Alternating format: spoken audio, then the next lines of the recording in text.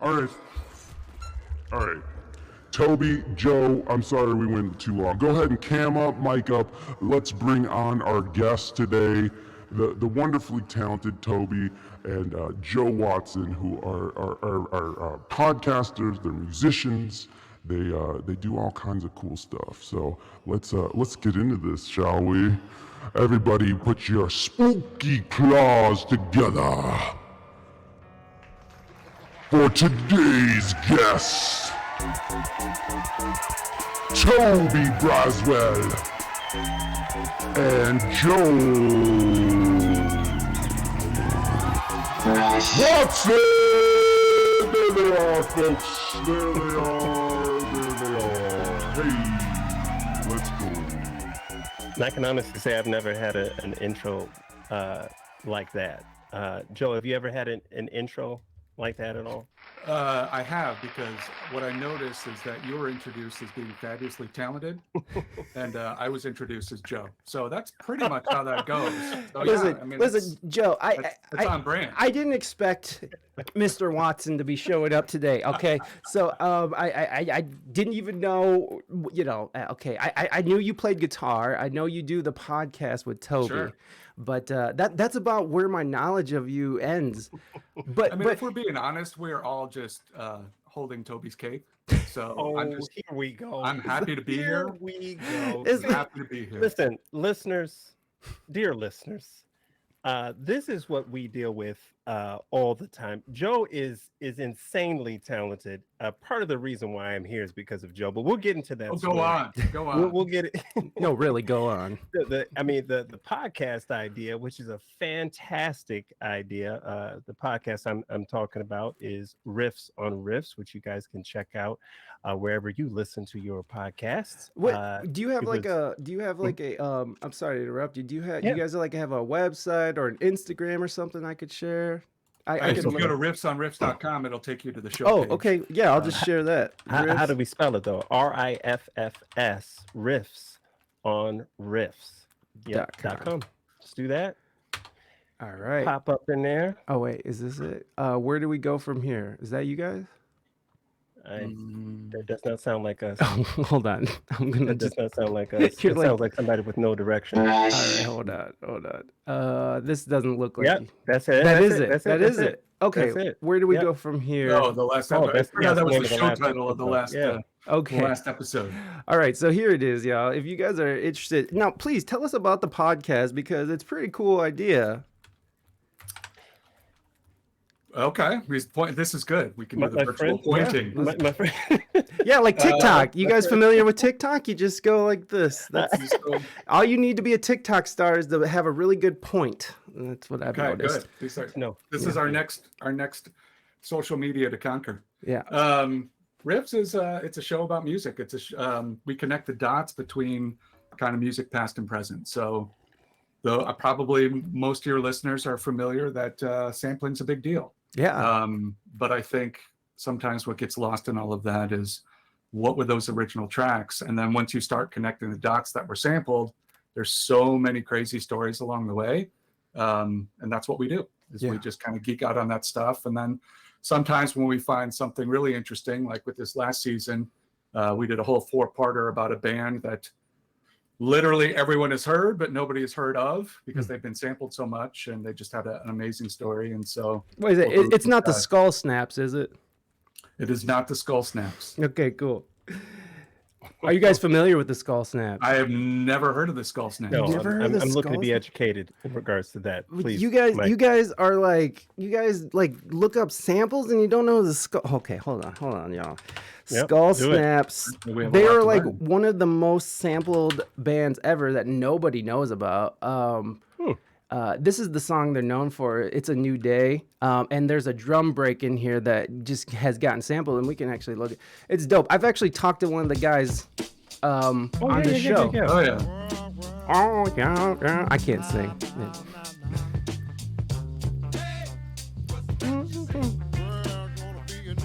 So this song has been captured. Let's see. Skull Snaps samples. Let's see. Sample list. Let's see. Callers. Who sampled? Here we go. So the Skull Snaps. Is this going to tell us? Or is it just... Yep, it should. Button GMS. Oh my God. Who's MF do? Is this everybody who sampled them? Like, I mean, that is a really, really, really popular break. I mean, so Yeah. the cats don't even really talk about them anymore. The Skull Snaps, they really talk about if they mention that, they'll talk about like who they sampled it from. They'll mention the artist. You know what I'm saying? They won't even go to the original artist, that's part of the reason why the podcast Riffs on Riffs actually exists. I mean, we have learned so much just from doing the pod. I think it's definitely increased our appreciation of music, and we were already music lovers. So there's one connection that Joe and I have for sure. I mean, we met shortly before we started the podcast, so we haven't known each other like since. It's not like we knew each other since high school or whatever. We met networking event. We knew each other from the womb. Ooh. From the womb to the tomb. And then I obviously we both produce music. We both are musicians, and we both love talking about music just from different angles. And we realized, you know what, music being the universal language, I bet with our different perspectives and our appreciation for love, I think that would make a great podcast. Yeah. So that's what kind of started us off on the journey, and we've, like I said, we love doing what we do. It's a lot of fun, and I think a lot of people would love it as well once you give it a shot, give it an opportunity, give it a listen.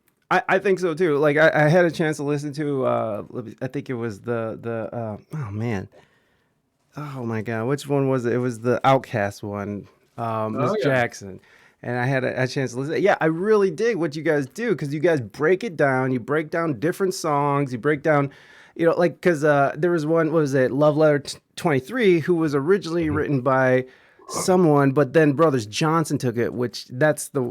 Otis, I think, wrote it, right? And then Brothers Johnson took it and made it huge. Oh my God. And I mean, they really did it, right? Like they really encapsulated like what that song should be, right? This is how that song probably should have been made, but that's preference and personal choice. But yeah, it's a really good, it's a fantastic idea. And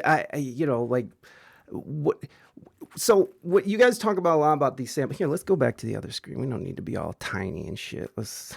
No one likes to be tiny, Mike. Yeah, no. No one likes to be tiny. Yeah, we gotta be huge, guys. So where does sampling start? Where do we see it in the history of sampling? Where does it start? Where do we see it first pop up? I mean, if you want an honest answer, I think you got to go way back, right? Like how do you want to talk about, the Beatles sampling Chuck Berry, even though it wasn't officially sampling, but they were, I mean, we've been doing it since, I would argue, we were sitting around, fires in caves, right? Like we hear something, we take the pieces, it resonates with us, and then either we regurgitate it or we do something new with it. But that's a very different answer than when did the first official sample happen. And I mean, I can tell you what, it was Biz Markie that was the first guy to get really on the hook for it. But and that was is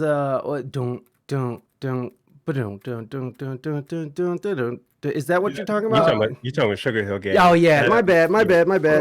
You're right. Look at me go. Nope. I'm not the professionals. I'm not the pros here. Yeah, I think Joe's talking about from like a lawsuit perspective. Okay. Yeah. So that's when the lawsuit started, and then obviously, like very famously, the Beastie Boys were entrapped in all kinds of shit. I mean, because they were sampling just, I mean. Wasn't there like a couple songs that had like 40 or 50 samples from one song? Yeah, if you went to Paul's Boutique, exactly. You've got hundreds of samples. Yeah, on that album, and it's a great album because of it. I mean, it's so well done. Yeah, it's a masterpiece. You could never afford to make that album now. No, well, they could barely afford to keep it out. It feels expensive just to listen to right now.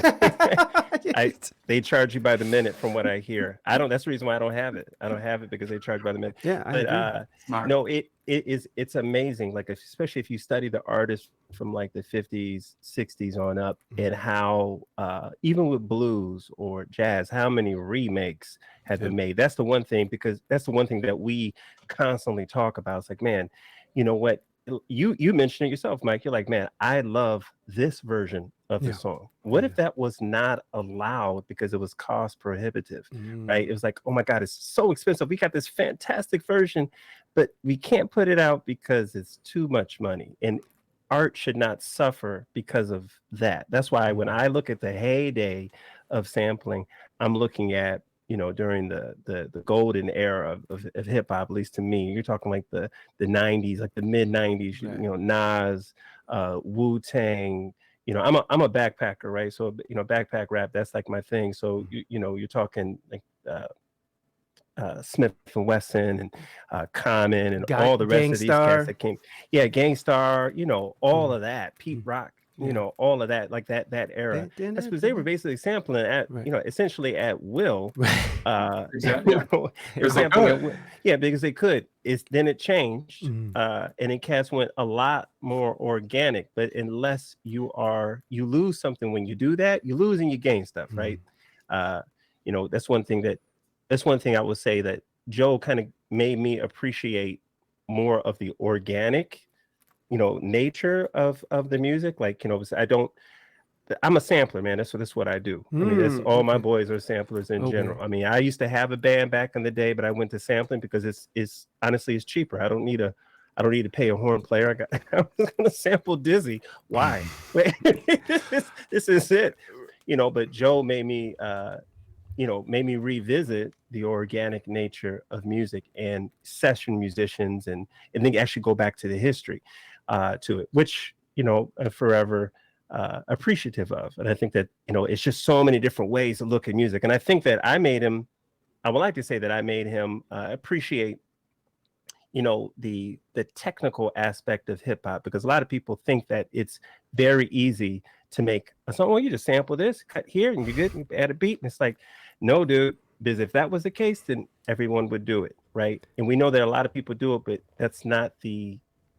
It's more than that. It's more than that. And I think that with the real pioneers of hip hop, it's more than that. You know, I think you realize like, oh man, like you're like a Danger Mouse, right? Like that dude's that's a musician. Like that dude is, come on, you can't deny that.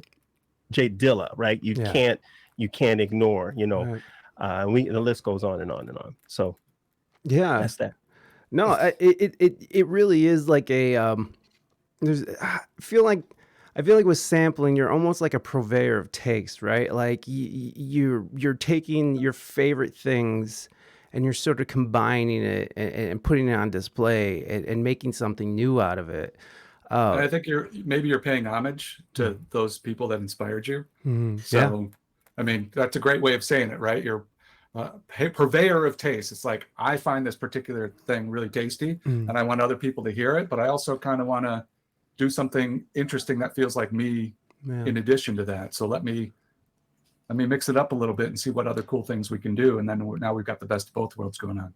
Yeah, absolutely. You know, with that being the case, let me say this though, right? Because of hip hop, you know, I've collected more vinyl than my wife is comfortable with, so I'll say that, right? And the other thing too is it's made me listen to a lot more music than I would have listened to normally. I've been exposed to like cats I just wouldn't normally listen to, right? You know, Chick Corea, right? I'm not, you know, I didn't wake up one day like, oh, Chick Corea, you know. I picked up the albums, like, oh my God, this is dope. And especially coming from the household that I came from, which is a very religious household. We did not play secular music in the house. So Chick Corea wasn't getting played in my household. It just, that wasn't happening. So if it wasn't for hip hop, you know, I wasn't getting access to that, you know. Joey, look like you have a question. You know, Chick Corea up there with like Black Sabbath or something, but it's not. You know, I would. I fucking Light as a Feather is one of the most beautiful albums ever made, but so is fucking what's the one with War Machine? I can't remember. Is it Paranoid? Is that the name of the book? Yeah. Paranoid is a fucking is equally as amazing. It's just a different and thing. both are of the devil apparently. So let's go. Well, it's interesting that Chick Corea was into Scientology. He was a Scientologist, and so yeah, he was connection. There it is. See, Mike, there's a reason. That's why. You know what, Mike? That's why you're here, bro. That's why why you're here. Yeah, man. Give us. That's we had a new episode connecting Black Sabbath to Chick Corea.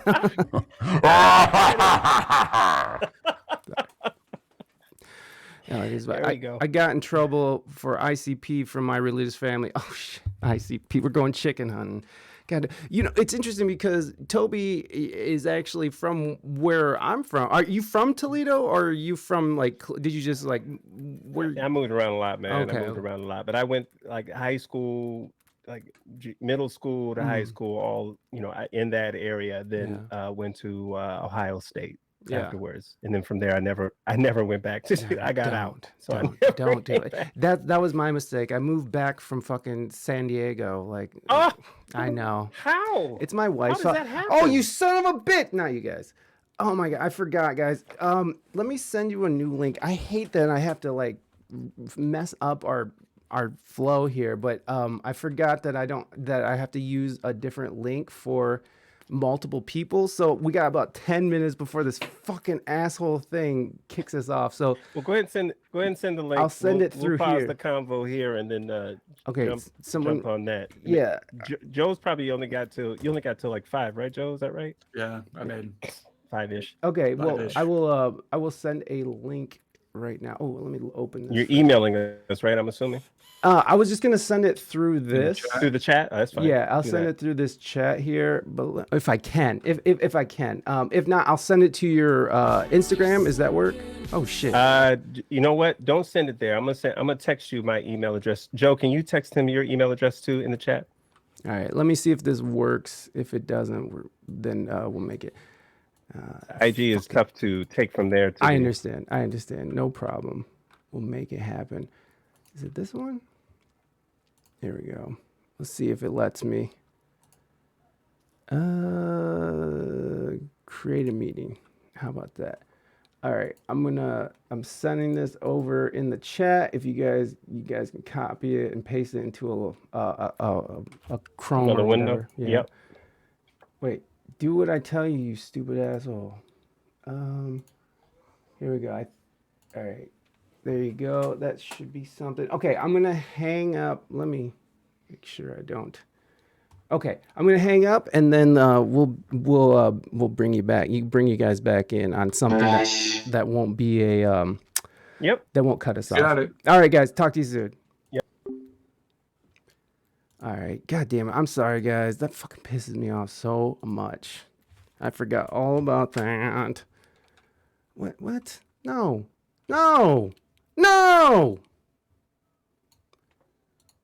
Hold on, guys.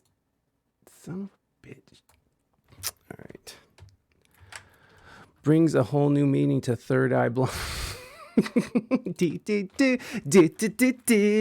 don't know if that's the right. Is that Third Eye Blind?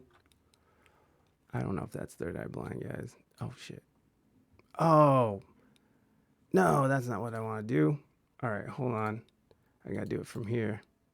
Paste. Now go. Join now. Admit. Oh, we're back. See if Joe got it. All right. Oh my God, my brain. Dude, ICP naders though. That shit, man. My parents, I was lucky enough to have parents that just let me do whatever I want. So, they tried for a second, but I never took the ICP. ICP wasn't really my thing. What was your thing? Well, I was, hold on. Let me get back over to you guys. Hopefully Joe is able to get back in. Oh, crud. Let me just fix this until Joe gets in here. just lower it like that. There we go. All good. There he is. He's back. All right.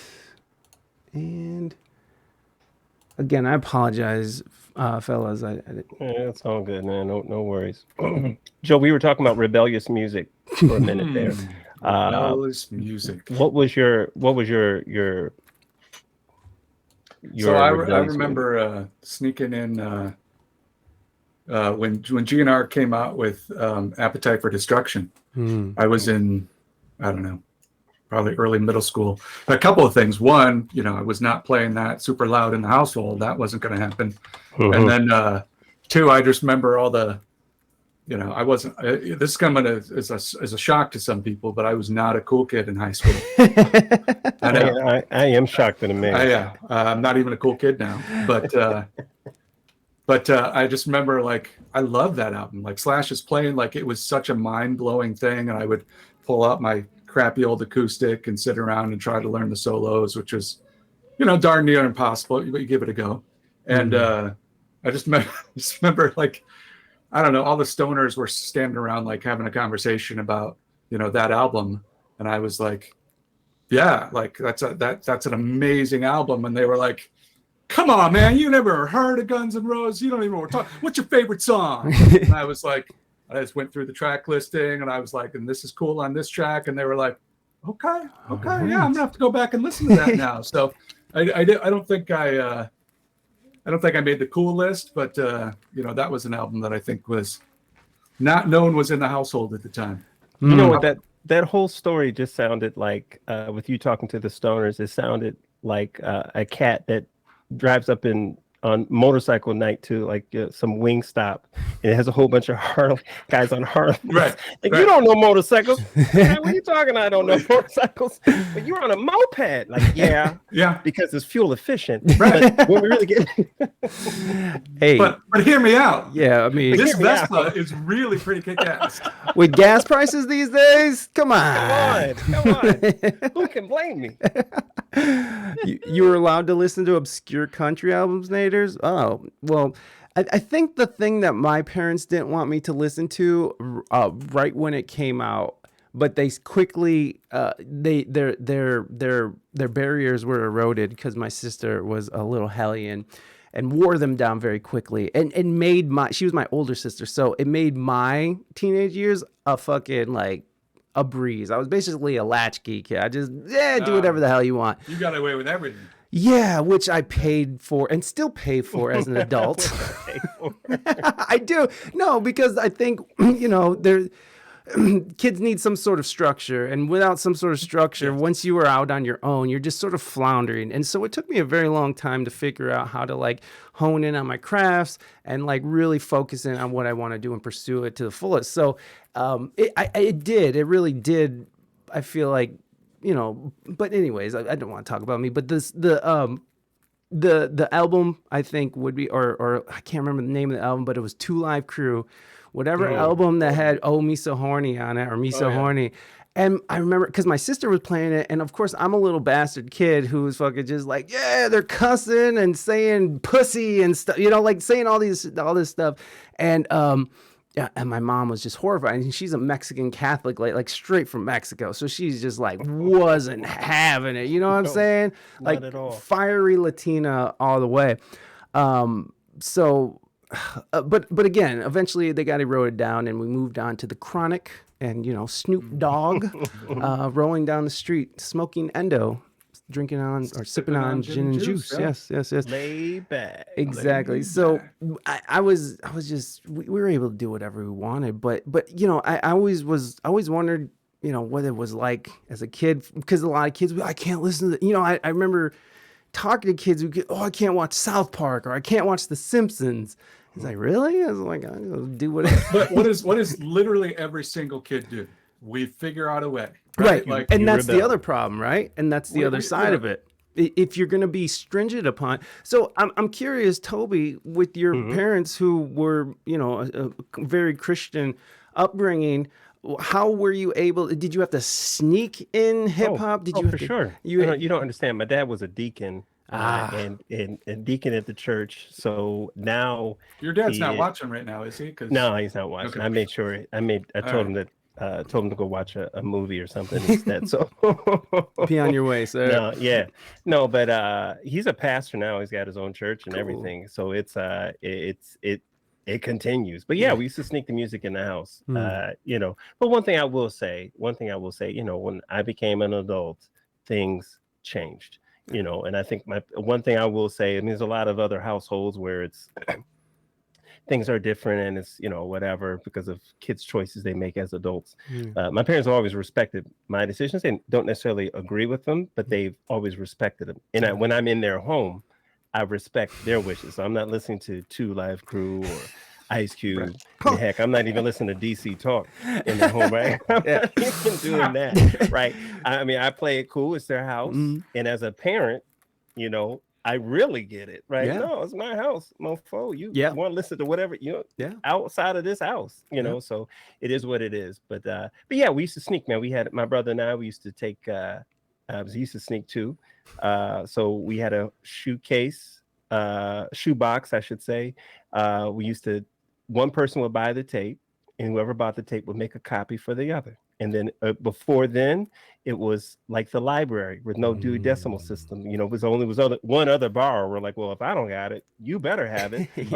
Otherwise, we got to talk to mom like real quick. Like, somebody got it. Yeah. You know, so that's what we used to do, man. I used to under my brother's bed, and we used to just, you know, okay, here we go. Let's go. This is it. This new brand Nubian. Yo, it's new brand Nubian. Let's get it. You know, it's new Pete Rock CL Smooth. Let's go. You know, that's what it was. But that's all. I mean, you know, like, so do you feel like that with a stringent upbringing that you rebelled in was there ever any negative rebellion or were you pretty straight and narrow? Like, I'm not messing with mom and dad because I know they're going to mess me up if I step out of line. I think that regardless of the job of what your parents did, either positive or negative, I think that there'll be, in your older years, you're still going to have their impressions upon you. Now, I will say this, my parents were good parents, strict, but they were definitely good. So even the messages, even though as, you know, some of them might, you know, like places I couldn't go, music I couldn't listen to or whatever, I think a lot of that stuff is, you know, it's BS to me now, but some of the other rules, you know, how to treat people, how to be, you know, be kind and, you know, all the other things, that stuff is like well ingrained. So I don't think I missed out on anything. I'll tell you this, Mike, in college, I think I caught up really quick, like really quick. Time and place for everything, right? Yeah. I think I caught up real quick. So I don't, you know, and then being an MC during the heyday, come on, traveling, touring. Oh, stop it. So you were in deep then. You were in deep with that. Oh yeah, man. We've opened up for, you know, numerous groups between me and my crew. We opened up for Redman, Mobb Deep, Lil Kim, you know, Beat Nuts. You know, we had a run. Like we had a good run. Yeah. So all in all, I think, you know, I don't think I missed out on anything. Yeah. You know, Joe and I, we talk about this a lot, like the decisions we made when we were young compared to now. You know, I'm not one of these hip hoppers that's afraid of talking about my age or anything like that. Like, I'm 48. Like what? We make this look good. Yeah. So, you know, the cats are hating. You wish. You wish. No, I'm just kidding. But I'm just saying, you know, yeah, no regrets, dude. Yeah, live your life, dude. You know, it's music is for everyone. And I think that the beautiful thing about, like, when rock first came out, like, people look at, oh man, this is just a fad. It's gonna go away very quickly. This is garbage music. There's nothing real musical about it. And look where rock is now. I mean, it's still, people still love it. People will travel hundreds of miles, thousands of miles to listen to it. Hip hop has ascended to that level, especially when you got people like Jay-Z still performing. You know, the DJ Premier still performing. The Roots been around, still performing. You know, these cats, and they're actually respected as true musicians. I'm talking a lot. Joe's giving me that eye, so I'm gonna stop talking. Go ahead, Joe. Joe's like, I'm bored now. He's like, do I even need to be here? Joe, sip on my water. Well, take it all in. Well, this is maybe this is a good way to do this because, you know, I like that what you said. Music is for everybody, and we're in this time now, this weird time where we have people saying that only certain people are allowed to listen to certain music, and it's called cultural appropriation. And so when I'm just curious, Joe, we'll start with you since you haven't been able to talk. What's your thoughts on this idea of cultural appropriation? And, you know, are you allowed to listen to hip hop? So I do have thoughts on this. I would love to hear. I think a lot of it comes down to intent. I think a lot of it is, so let me just, you know, personal history. So speaking of things we couldn't listen to, I was a young pup when Straight Outta Compton came out. And we would drive around, a couple of white kids in a 67 Nova. No, it was a 70 Nova, forest green.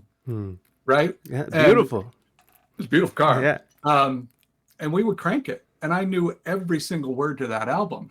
Now, did I grow up in that environment? No. Was I culturally appropriating? Not intentionally. Would I listen to that album now, and have I listened to it now and been like, ooh, yikes, there's a lot here that I, as an adult, am like, nope, I don't agree with, you know, so much of this. But I think it's sort of, I'll make a comparison to literature, right? So I also grew up and I read books like The Outsiders. And while I couldn't necessarily identify with the specifics of that experience, and I certainly can't identify with the Black experience, what I can say is that, you know, I can relate to having some of the feelings associated with all of that, what that encompasses, because on some level it's a human experience. And so, you know, am I going around trying to act a certain way or be a certain thing because I'm trying to appropriate a style of music? No. But can I sit around and listen to something and say, man, I get it. I feel what you're saying right there. I understand what you're talking about, and no, that's not my experience. But as a human, on some level, I can understand it and I can relate to it.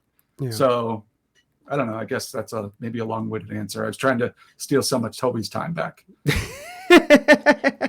I'm going to make my point real quick on this. I think that there's a time and a place for everything. I really do think that it's really about intent, and you don't know intent until after some time takes place, right?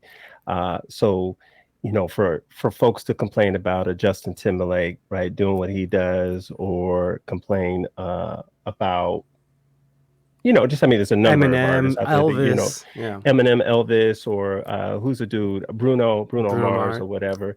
Then I would say, well, hey, you know, if we look at it, if we're just being factual, you know, basketball was started by a white dude, right? Started by a white dude. Now it's stereotypically looked at as a Black sport. Stereotypically looked as a Black sport, but you know, if you're looking at it, you know, it was a white sport. Tennis, white sport. Serena, I mean, you know, Serena Williams, she killed that. To me, she was queen. I don't care what anybody says. For sure. To me, there was a time, you know, in hip hop where you could not, we would argue if you said anyone outside of Eminem was, if you would say Eminem was not in the top 5 or 10 hip hoppers in the world, we'd argue. I'm like, you're crazy. You know, I mean, that's just how much I loved him. I think, you know, when it all comes down to it, people are people, you know, and, you know, so when it comes to this whole appropriation thing, you know, I just think, like I said, intent. If your intent is to put forth a good product, then who cares? I mean, there's a ballerina company right now. You know, is that appropriation? Come on, we're not even having that conversation, are we? No. I think it's beautiful. I think it's dope to see them do that. They wanted to do ballet, they can with this company. Perfect. There's a history behind it. There were challenges they had to overcome, and that actually makes it a little special. And Eminem being in a situation that he was in, or Elvis being, I'm not saying that there's stories any more special than any other artist. What I'm saying is it's just different. And their take on the things is different, and I still think it deserves to be looked at, examined, and respected. When I think that they work hard for it. That's my point. Yeah, I think it's really, because of that intent thing, it's really hard to know when, okay, what's the difference between appropriation versus, man, this was really impactful and inspirational to me, and I want to try it myself. I like, this is amazing. I want to pay homage to it. This moved me. I'm not trying to steal it. I'm not trying to do anything nefarious with it. I'm trying to bring it forward in a way that perpetuates it because I think it's amazing. And it just gets really tricky because we can never crawl into somebody's mind and know what they're attempting to do or the art they're trying to create. So yeah. Well, let me say this one thing, Mike. I'm sorry. No, please say all you want. But let's, if we go back to basketball, right? Or we go back to, whatever. If the boy can play, he can play. I don't care. It don't matter what if he could play, you can play. You come ball with me. If it means we're going to win the game, who cares? Who cares? Ball. Same thing with singing to me. If you can sing, who cares?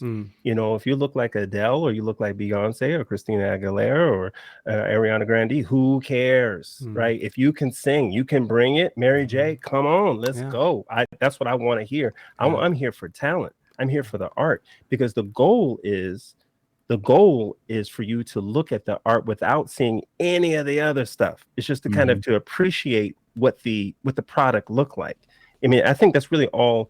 I can't speak for M per se, but I'm sure there's some interview. He's like, I just want to be appreciated as an artist. Yeah. This is my thing. Like, you don't know what I look like and you still think this is dope. Like, he's just dope.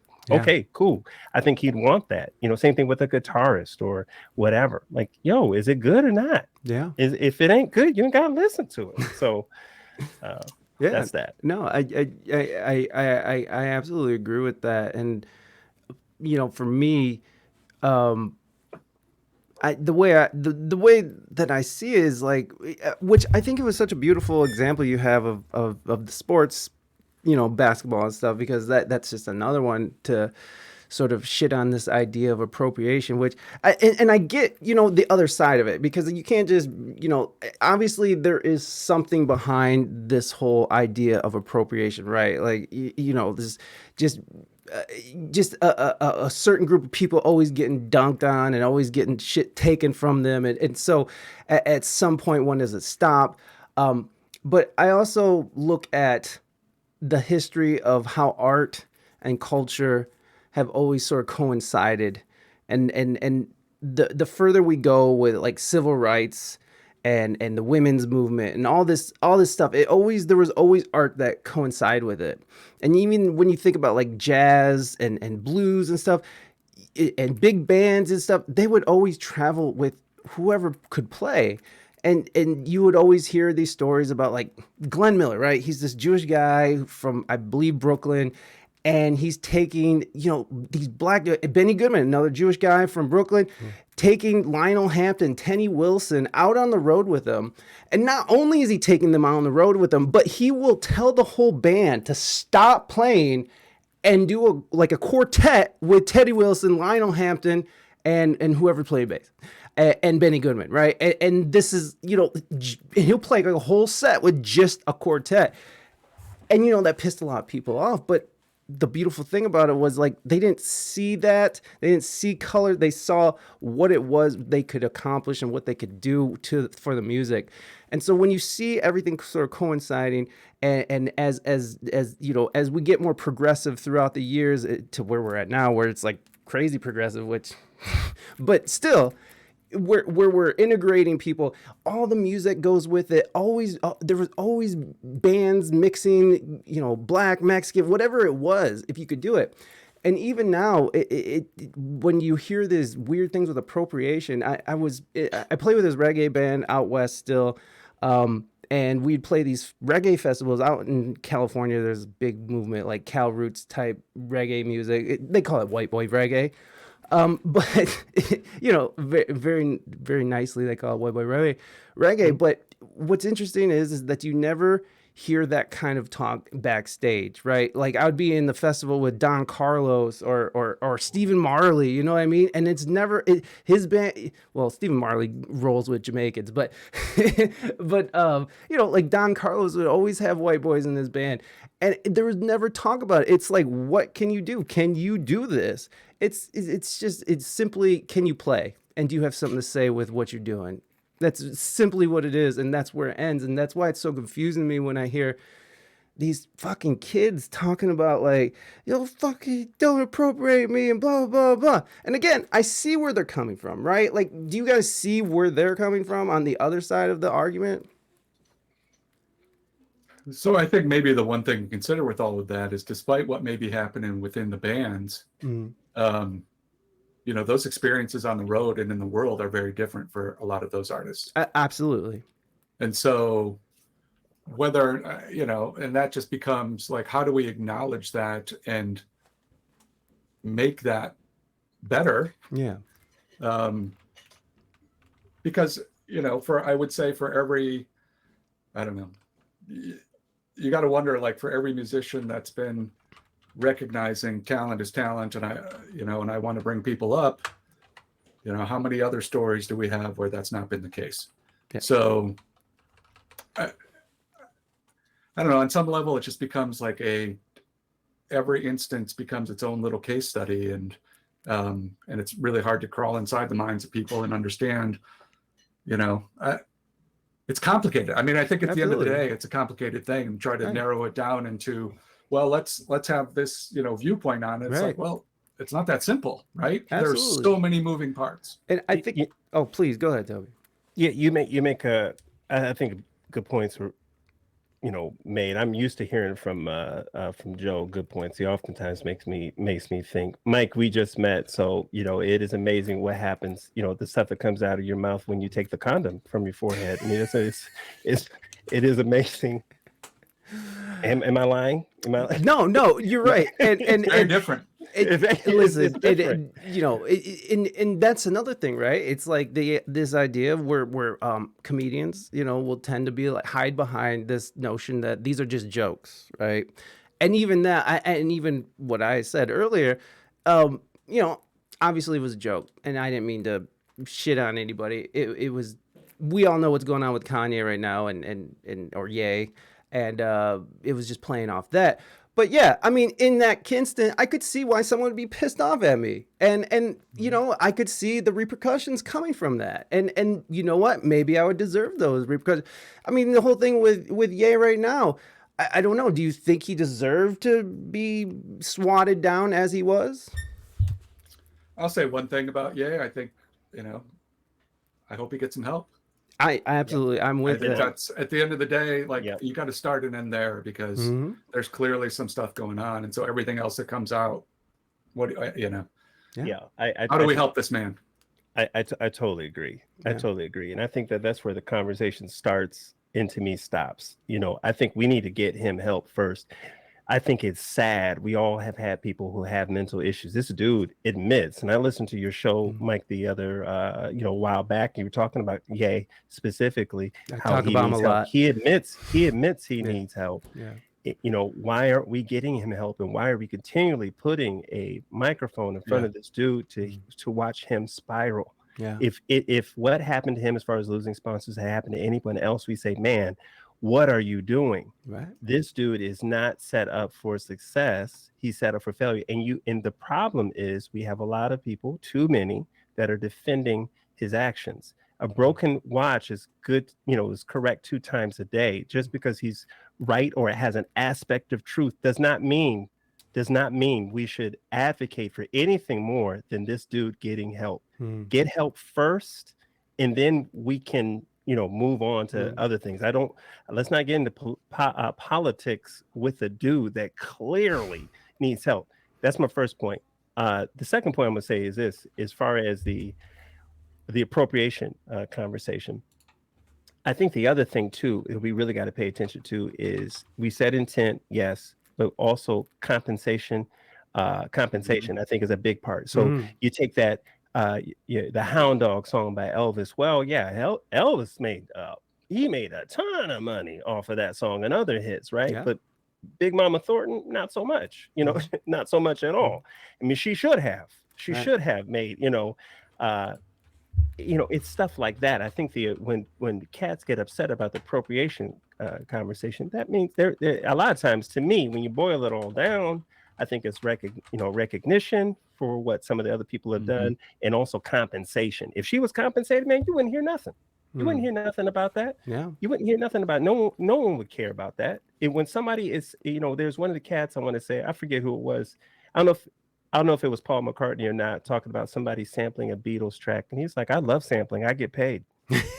I get paid. I love it. Yeah, I don't have a problem. I think Sting said it. Sting said, yeah, it's like I get paid. Dude, that's it. When it comes down to compensation, because money ain't everything, but it can amount to, or can be looked at as being like, well, you respect me enough, right, to actually pay me for said services. Joe, you look like you had something to say. I always have something to say, Toby.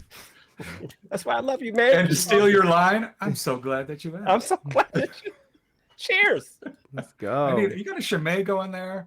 Oh, you just finished the Chimay. Oh, dude, you know I have the Chimay right here. I got that on black. Really... Mike, get that in your game, Mike. Get that in your game. You went Chimay blue today. I'm not. Chimay blue. You were not messing around. I'm not much of a drinker anymore. But, that's to be applauded as well. That's right. You're fine. Right now, I've got my... Please enjoy. Listen, if you can enjoy responsibly, I'm like, hey, do your thing. Unfortunately, I can't enjoy responsibly. Yeah. Understood. So good on you. Limitations, man. Cheers for that. We all have our limitations. But yeah. So I think, you brought up a good point about the compensation and the recognition. So musical history is littered with really horrible record contracts signed by young kids that got taken advantage of. Van Morrison has never made a penny off a Brown-Eyed Girl. Let that sink in for a second. So, and actually, if you get really bored one day, Van Morrison was in such a horrible record contract that he went and made a whole album of really horrible songs that he literally went into the studio and was just like, cool, I'll make an album for you. Wow. And did it in a few hours, and it's terrible, but it's also amazing at the same time. It's terrible. So Chimney Blue? That happens across the landscape. We just did the last 4-part series we did was on this band 24 Karat Black. On our podcast. Right. On our podcast. Riffs on Riffs, guys. If you guys want to make sure Thanks for the plug. And let me drop that link again so everybody can go and check out. Yeah, and definitely go check out Riffs on Riffs, guys. If you guys like music history and like knowing where samples come from and stuff, this is the podcast. If you were like really bad puns, because Toby's the king. Here's I'm dropping the link, and anybody listening on the audio side, make sure you're in the show notes and clicking on stuff. And Samo, what's up, buddy? Good to see you. Welcome in. I feel like I need to dive deep into the text messages with Toby's. Okay, yeah.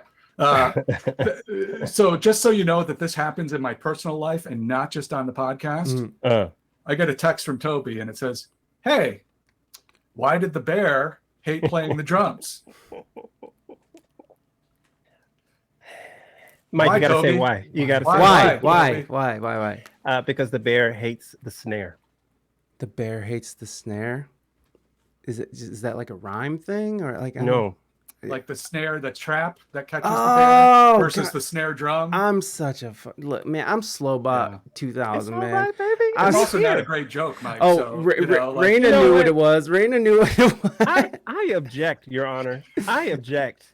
I object. That was a good joke to me. So, yeah, to me. Like I'd like to think that some of the better ones get onto the podcast, but it's a good snare. It's subjected to the ones in between. It's a good dad joke, I have to say. It's a good dad. That's what we do. We're dads. We make dad jokes. Dad jokes all the way, baby. It's just how we do it. So getting back to 24 Karat Black, they made this album, Ghetto Misfortune's Wealth, which just has its own amazing backstory. And then this album, for various reasons, one of them Stax Records going under and just never sees kind of the commercial appeal that maybe it should have gotten. And then these artists, speaking of Ye, one of the guys who samples it, literally a who's who of hip hop has sampled this. Everyone from Jay-Z to Nas to run down the list. And again, the musicians, the artists who made this music never got compensated. And then I think sadly, in addition to that, is they never have gotten the record. Who's heard of 24 Karat Black? Right. Yeah. I mean, hardly anybody, but I guarantee you've heard their music. And so I think, kind of getting back to what you said, Toby, there it is. There's the album. It's not, yes, compensation money is the currency of respect, and we all want to get paid. But it's also, sometimes we interviewed a lot of the band members, and some of them were just like, man, it'd just be nice if somebody gave us our props. Like, give us our recognition. Let us, Yeah, that's exactly how the dude from Skull Snaps was. He was like, man, we just want a fair compensation. I mean, everyone from a Wu-Tang to what the fuck, Rick Ross the Boss has sampled that breakbeat, and he's just like, I have not seen any money for it. He's like, I would really like some money from that, because a lot of the songs that did use it were pretty big hits. So it's like, holy shit, you're talking about a good chunk of change. This is, I don't know, like, if it's life-changing money, but it's money. It could be. It could be, yes. In this particular case, I think what's more frustrating is somebody's making money. Right. Either whoever owns the catalog right now, or in this case, Dale Warren, his estate, and it's all hidden behind this veil of nobody's talking about it. So, when Jay-Z calls and says, I want to sample this, that he's writing a check. Somebody's writing a big check to sample that song. Yeah. And somebody's getting that money. But who's not getting that money is those artists. And so I think that becomes, it's just a tricky space. And can we figure out collectively, how, is there a way to make it fair? So I'm sorry, Mike. I'm sorry, Joe. Go ahead. I interrupted you. Go ahead.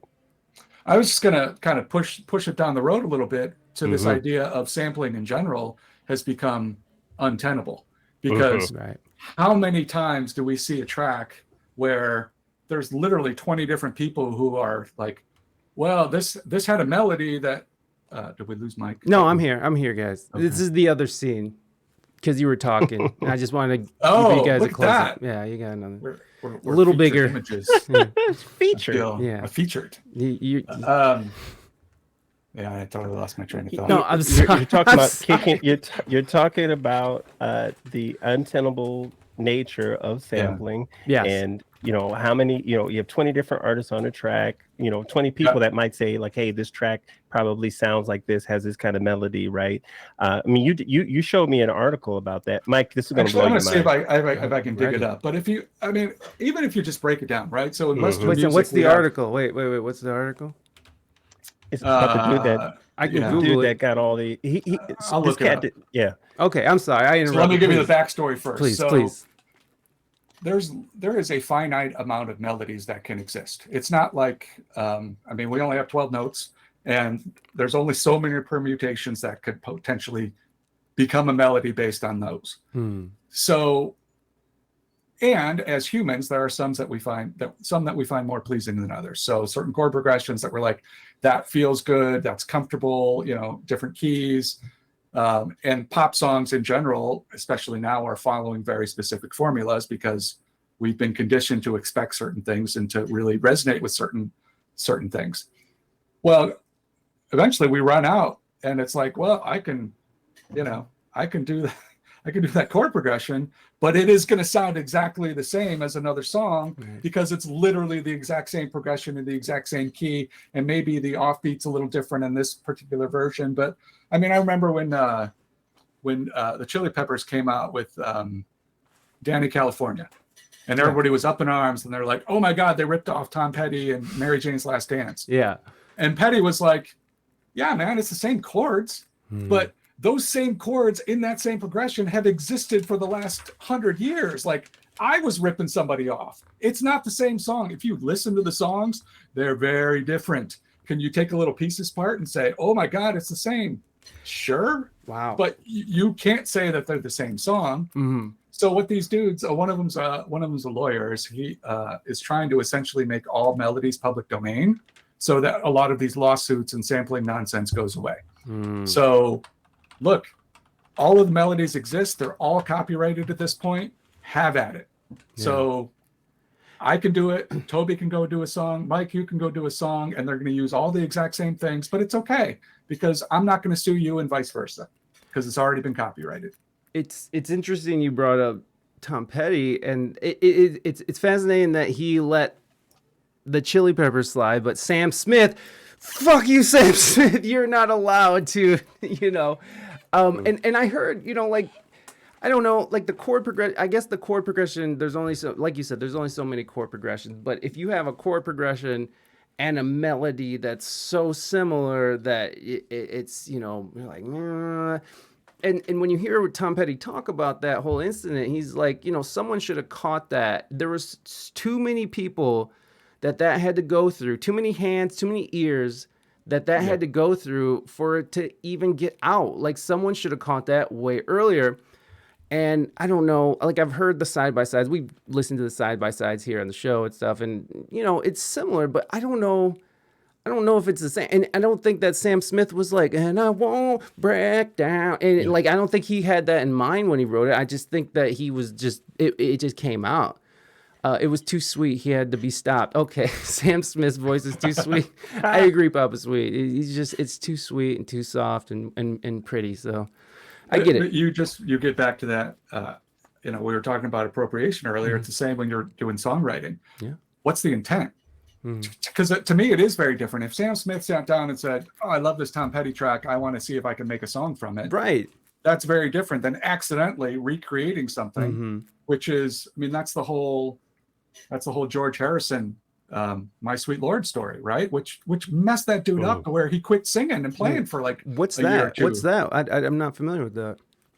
And this is actually, and I do need to find the link to this TED Talk from these guys. It's one of the things that it's how they start their talk is, so the Chiffons tune, well, it's performed by the Chiffons. I forget who wrote it. He's So Fine, right? Okay. He's So Fine, My Sweet Lord. I'm going to let Toby do the singing. Toby, can you sing me a little He's So Fine? He's so fine. That one you're talking about? Well, that one, but no. Different part of the song. Oh, I think that's actually a different song. Hey, it might be. I don't know what song. Or My Sweet Lord. Anyway. Wait a second. Hold on. My Sweet Lord. We'll just. He's so fine. It's not. You sure it's not it? He's so fine. That's not it. George Harrison. The pure one. Yeah. Oh yeah. Oh. My sweet Lord, you're so fine. Yeah. You so fine. Okay. So there you go, Mike. Pull up the Chiffons and anyway. So this whole thing goes to court, and you know, George is like, look, I get it. I can hear the resemblance, but I certainly had no intent of ripping off this song. Yeah. And the judge basically in the ruling spells it out. And he's like, I agree. George Harrison had no intent for, you know, basically stealing this copyrighted material. However, that does not change the fact that he stole this copyrighted material. Yeah. And so I'm going to award a settlement. Wow. And George was just like, I don't even know how to make music now because I'm constantly freaking out that whatever I'm doing is going to be accidentally infringing on something that came before me. Wow, that's so great. And I think that's what we've reached the point. Like, how could you possibly make a song right now that somebody somewhere isn't going to raise their hand and say, well, back in 1983, I made a song and you probably heard it. And so you stole it and I want my money. Yeah. Well, I mean, it's happening a lot. And let's listen to the Chiffons real quick just so we could. But it get just a reference, yeah. It just happened with one of Dua Lipa's songs too. I think a couple Dua Lipa songs. Yep. Yes. Taylor Swift and everybody else.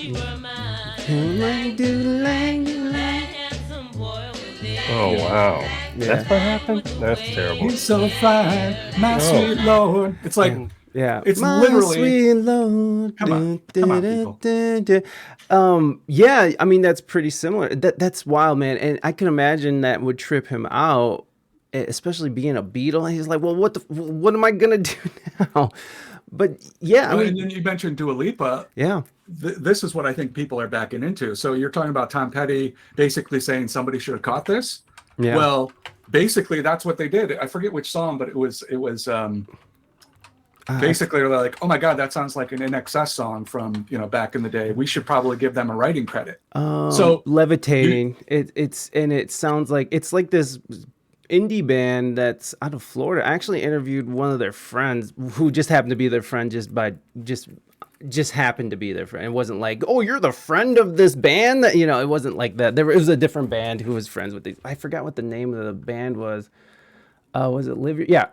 Okay, so here it is. So it was these two. So our Article Sound System. They had a song in 2017, "Live Your Life," and then "Live Your Life." And what's the other? Levitation. Sound comparison. Here we go. So these are great. These are always so fun. They'll just put that shit. So I think this is "Live Your Life," right? No, this is Dua Lipa.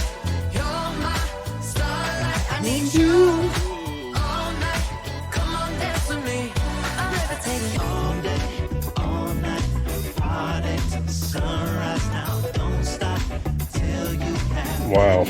yeah. It's so similar. I mean, it's so similar that they can interchange like almost seamlessly. Like, and the guys that are talking to, I wish I could remember the names so I could shout them out, but the guys that are talking to were actually like, dude, it's the same exact chords. And they even did like a whole YouTube video, like making another song off of it. Be like, we wrote a song. It was a joke song, but it's the same exact chords, it's the same exact melody. And that, I mean, it's just, I don't know. And what if an indie band that you never heard of made a song, and then, you know, like you were saying, 5 years later, they're like, "Where's the second, bro? Fucking Dua Lipa, give me my money." And which is exactly, you know what? But let's go back to the My Sweet Lord example. Sure. Here. It's funny that you mentioned that. I'm just hearing those chords because I know we talked about that before, Joe. That whole situation. Yeah. We even talked about it on the pod. But now thinking about it, I had some time to think about it. So, Happy Day uses similar notes in there. Oh, happy day. Yep. Oh, happy day. Yep. Oh, when he walk, my sweet Lord. Oh, you know, it's a similar thing. You could go on. I mean, if I were more theory based, I could tell you what the intervals are and just you know, be like, yeah, this is a common. This is just what we do in music. This is not. We actually, so on the pod, we the other Dua Lipa song is there's two. Break My Heart. Yeah. So that's what they were in playback and they were like, oh my God, this sounds like NXS. We need to give them a writing credit. Oh, did they really? Yes. I didn't. We accidentally sampled this song. You know what though? I think that what she's trying to do is like the lesson that I want to say, wasn't it Taylor Swift who did something similar? Like, you know what? Like just get in front of it before this becomes a thing. You know, before it becomes a thing, before you start suing me and say I had malintent, right? Before we even start making a bunch of money, let's go ahead, because I can give you a price right now and you can say yay or nay, because you know how much money is NXS making right now. Hey, I'm not trying, I'm not in the pocket, but hey, right, you know, take this flat fee right now. Yeah. And you know, so I think a lot of that is preemptively strike. Good conversation, fellas. Well, good conversation. Hey, Mojo tries. And it's this song, I need you now. Wait a second. Where's Break My Heart? Oh, this is a mashup. Get out of my face with that. Give me that mashup. Who did it better? Let's hear this guy's short. Yeah. Oh, wow. Oh, that's crazy. Wow. That's nuts. Is it? See, this is one where I'm like, okay, I hear it, but I don't know if it's sue worthy, but I think it's just interesting how, like, I never would have put those two together. But then again, I never would have put the Jonas song with the chicken dance together either. And we did. And we did. So there you have it. Yeah. Nader says, "Don't bring up Taylor in front of Ye fans." You might actually have a point. Well, I guess. I mean, and he's referring to me because the last like 3 weeks we've just been like super intensively in this whole Kanye situation.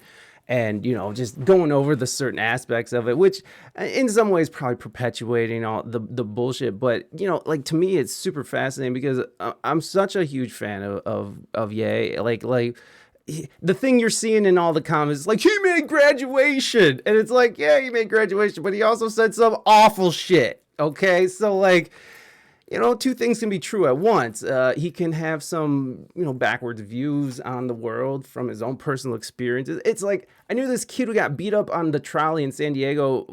It was like a bunch of young black kids. And like, I know how this kid is. He's this little weenus of a human being. And like, I know that he probably were putting out those vibes. And these kids were probably looking for trouble. Whatever. I'm not trying to say shit, but he didn't like black people from then on because he lipped off and he said the wrong shit to the wrong people.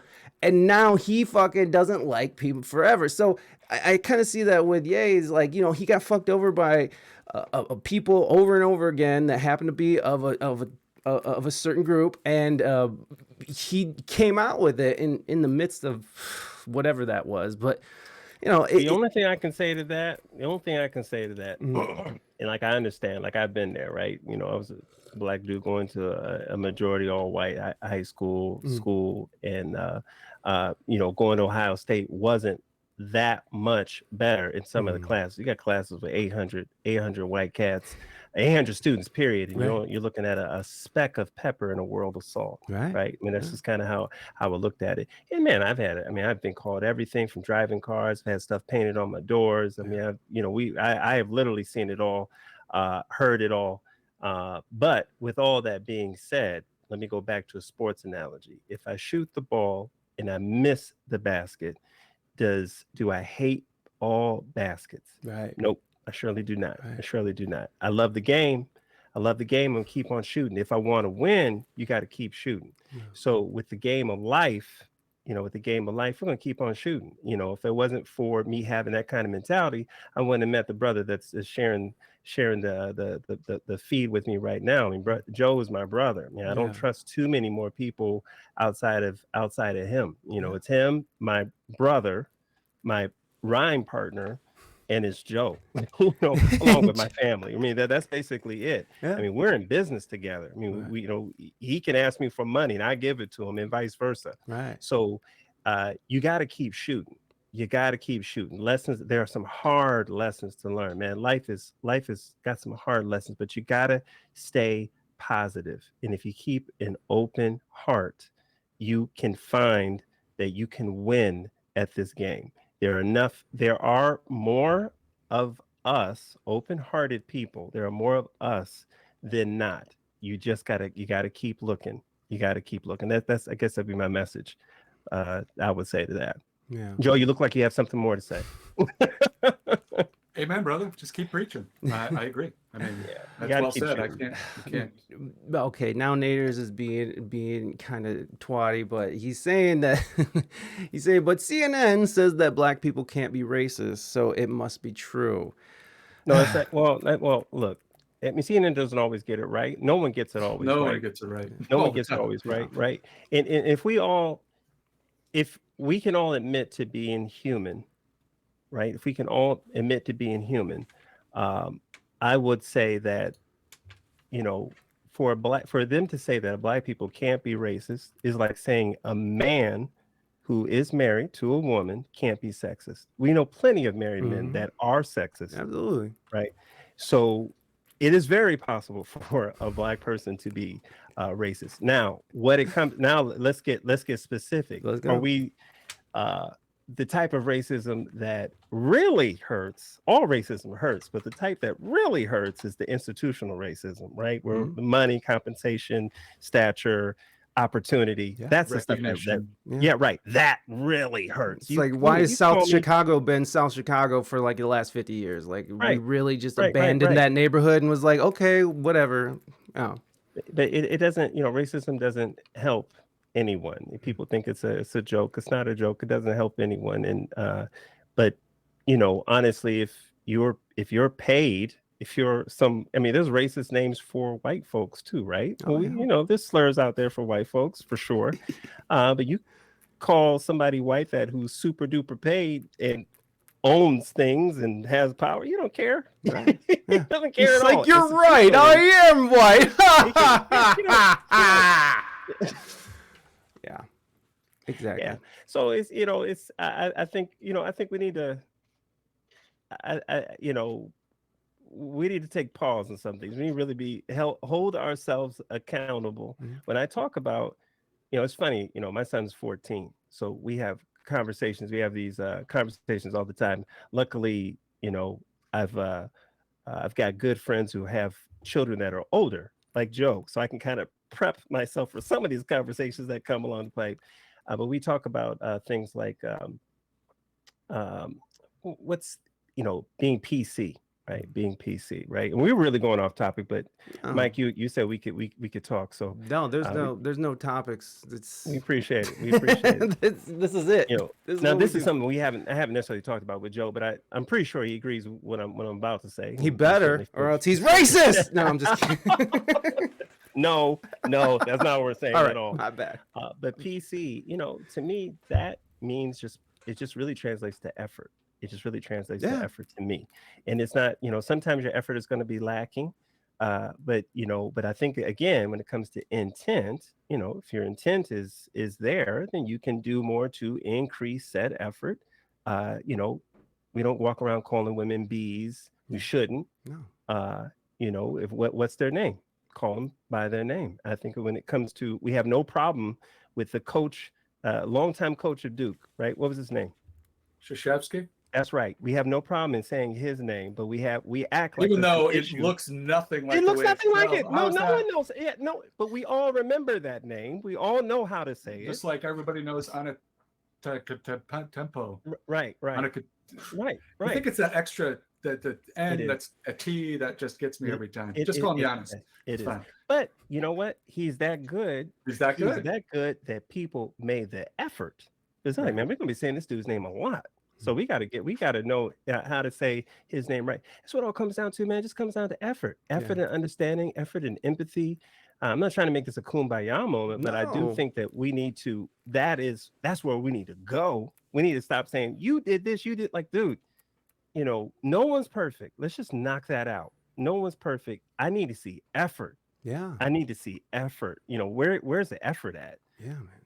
No, I absolutely agree with that. Like, there's nothing wrong with people being conscious of what comes out of their face, right? Like, what are you saying to people? Like, to sit, because really it's a practice in, self-evaluation. Like, you're like, how do I think about these topics? How do I think about, my neighbor who's, from Pakistan, like, how is that affect? Like, why do I get in these, why do I feel nervous around certain people? Like, it's asking yourself to be, self-conscious is a good thing, right? Being self-aware, not just going around and throwing around all these, F slurs and shit. Like, and you guys come from sort of a generation like me where when we were young, we were calling each other's the F slur, or I don't know about you, Toby or Joe, so I don't mean to put things in your mouth, but like when I was a kid, it was on TV. Like when you watch Friends, even from the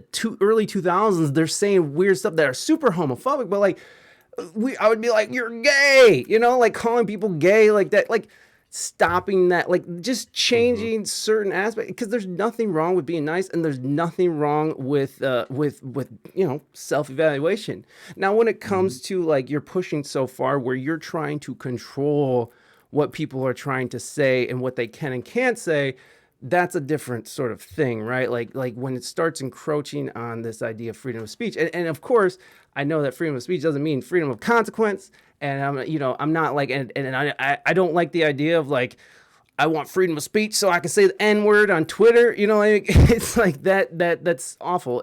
Freedom of speech should be something where we can have open discourse. And I think that's where we're sort of running into a wall, because no one's interested in this open discourse. When you see these college students, when they get confronted and and people press them a little bit, they shut down immediately, right?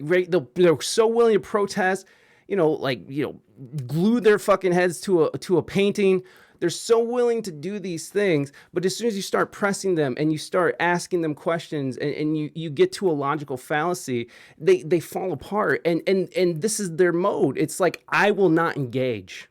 I will not engage with this. This is hate. And they call everything hate. Everyone's a Nazi. Everyone is Hitler. Everyone's a racist. Everyone's a homophobe. Everyone's a transphobe. Everyone is something else. Someone is an other. So that's where things, I think, where people are getting frustrated as well with the situation, But I absolutely agree that this movement was necessary. And like all these movements, Me Too movement, BLM, all these movements were very necessary to bring these issues to the light. But then you have the pendulum swings far, and now we have people in Congress who don't know what a woman is. They're just not aware of what a woman is. They don't know what a woman is. And I mean, maybe nobody does, I guess, but like, I don't know, that doesn't make sense to me. Things are getting a little bit further out of my I don't know. I think the world is complicated. Yeah, of course. Complicated. Of course. I think that we are I think we're going to look back at this time as an awakening or a renaissance. It's a transitional period for sure. Yeah. And I think there's going to be a lot of confusion in that. I think that what we all have to do is, I think labeling I think labeling a person is one thing, labeling behavior is another. I'm very cautious to, I don't want to call, in my household, names were really important. Like my mom did not approve of name calling at all. I mean, she just did. That's just not one thing she said. Like, you are stupid. To me, that would just like crush me as, my mom telling me that I'm stupid. What she would say is that what you did was stupid. You're not stupid. That's why I'm disappointed. But what you did was stupid. Now, I've learned in managing people, because in my professional job, I manage people, and we have to talk about like, well, listen, I'm not saying that you're a bad guy or that you're a bad person, but what you did was wrong. Okay, let's talk about the behavior, and we can separate, because when we talk about the person as a whole, then it gets to this big, you don't know what I've done. You don't know how many charities I've done. We get into that whole thing. It's complicated. It's complex. It's a lot of gray, but we can talk about this behavior right here. This behavior isolated. Yeah, this is not right. And I don't know. I agree. I hear what you're saying in regards to, everybody's a racist and transphobe and things like that. I hear you, but I just think I think never before have we had the cameras on people to actually record exactly what they said, but what conversations are being had behind closed doors, and really hear what people are thinking. If you can't defend your idea, again, with facts, then I got problems. I don't want to hear it. If you can't defend it, you can say you feel a certain way. Well, let's dig a little bit deeper. Right. Why do you feel the way that you do? And where is that based at? Where is that from? I don't know. No, and again, I think that all these movements and that this woke culture movement is necessary. And like you said, we're in sort of a transitional period. We're going through another evolution of culture, and there's always going to be casualties of that, But it's just, I think the problem is, and I think what a problem is with a lot of people is this idea of just not being able to have a conversation and not being able to have this open discourse. And yes, again, having the cameras, having the technology, like BLM, when it came, it was like, now we can see what they're doing. It's in our fucking face now. You can't deny this shit. But at the same time, Mike, let me push back on that. Please. And then I do want to say, I know Joe is itching to say something. Oh, please. Joe's very, very patient. So no, Joe, I will say this, that there, I know people feel like they can't say anything, but I would say, like, wow, what is it that I know that it's very possible to communicate my message without cussing. I know it's very possible to communicate basically any message that I want to say, just raw communication without without offending someone. Hey, I don't like this song. Typically what happens is when people offend people, it's like, I don't like this effing yeah song. Yeah, right. That's when we're talking about the adjectives, we talk about the adverbs. Now we're getting offensive. All you had to say is you didn't like the song. Right. You know, you were trying for something. You ever been at a party where this dude's holding court?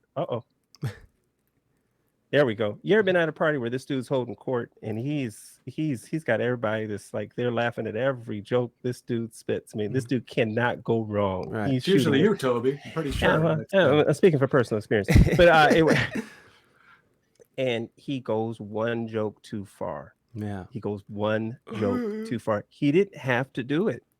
He went too far. Yeah. And I think that sometimes we end up in that situation. There is no carte blanche, man. You have to pay for what you say. You got to know. Absolutely. I know you believe that. I'm not saying you don't.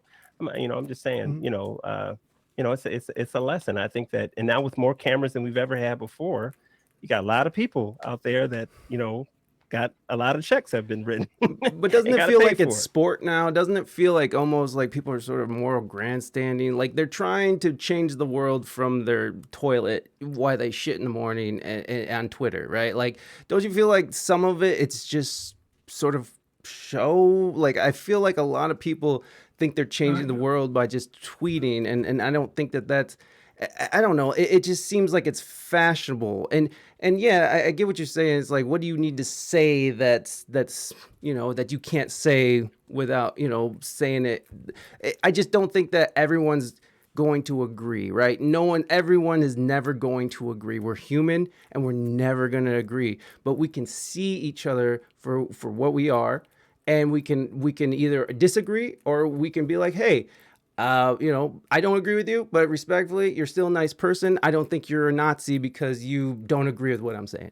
That's where I think a lot of the frustration is and the pushback, you know what I mean? And even with Ye and this thing, he's going hard on, woke culture and stuff right now. So, and I'm not saying, great, good for Ye, because obviously he's going through some shit right now, but yeah, man, I don't know. Please, Joe, chime in. I feel like I'm starting to ramble here. So words create worlds, right? Yeah. I mean, if you want to question the impact that words have, spend some time inside your own mind and think about the things that you say to yourself. Spend some time gaming and see how that goes.